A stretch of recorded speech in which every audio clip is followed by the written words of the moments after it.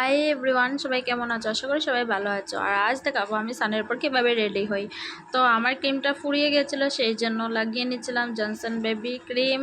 তো বুঝতেই পারছো এটা কার ক্রিম, আর না বুঝলেও আমি বলে দিচ্ছি এটা আমার ছেলের ক্রিম।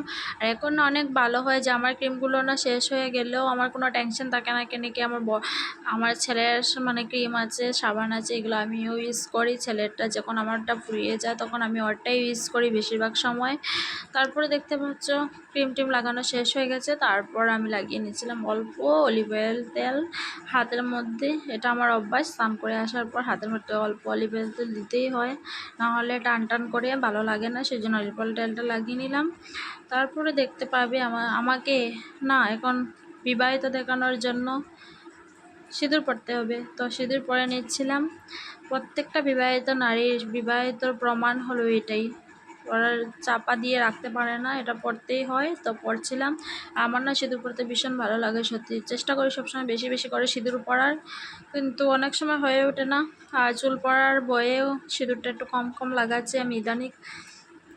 তো সিঁদুর লাগিয়ে তারপর আমি টিপ করে লক্ষ্মী মন্ত বউ সেজে গিয়েছিলাম। কেমন লাগে আমাকে সিঁদুর পরে সত্যি বলবে। সিঁদুর পরার আগে ভালো লেগেছিলো নাকি সিঁদুর পরার পরে ভালো লেগেছে? তারপর কন্টাক্টে না একটা ফুটো দিয়ে দিয়েছিলাম। এটা আমার বিয়ের পর আমার শাশুড়ি মা আমাকে বলেছিলেন যে বিয়ে মানে কন্টাক্টে সিঁদুর পরবে, সেটা নাকি ভালো, কিন্তু কেন পরতে হয় সেটা জানি না, কিন্তু পরি। তারপর আমি শাখাতে সিঁদুর দিয়ে দুনো শাখাতে সিঁদুর দিয়ে তারপর না প্রণাম করে মনে মনে ভাবছিলাম ঠাকুর যতদিন আমাকে বাঁচিয়ে রাখবে ততদিন শঙ্খ সিঁদুরে বাঁচিয়ে রেখো, এটাই বলি মনে মনে। তারপর আমি না তোমাদেরকে দেখিয়ে দেবো কেমন লাগছে আমাকে সিঁদুর পরে। তারপর না ভাই কি বলবো, আমার না মানুষের পুরো শরীরে ঘামুচি উঠছে এই গরমে, কিন্তু আমার শুধু হাতেই কয়েকটা উঠেছে। তো আমি চাই না এই কুটুমগুলোকে বেশি দিন রাখতে, তো সেই জন্যই প্রস্তুতি নিচ্ছিলাম।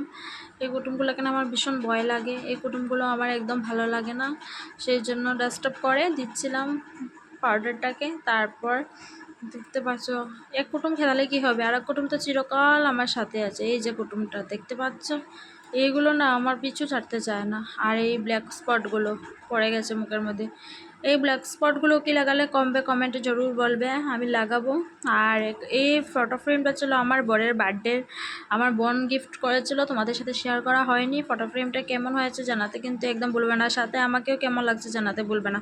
তো সানের পর নাকি খালি পেটে থাকতে নেই, সেই জন্য আমি একটা বিস্কুট খেয়ে নিচ্ছিলাম। তারপরে দেখি হঠাৎ করে আমাদেরকে বৃষ্টি পড়ছে। আমি তো স্ট্রেঞ্জ, এত রোদ্রের মধ্যে বৃষ্টি পড়ছে। তো কে কে কে বৃষ্টি দেখতে পেয়েছো কমেন্টে জরুর বলবে। আর তারপর দেখি না আমাদের এখানে ফ্লাডও লেগে গেছে, দেখতে পাচ্ছ ফ্লাড, কে কে দেখতে পেয়েছো আর কমেন্টে বলবে ফ্লাডটা কেমন বড় ছিল।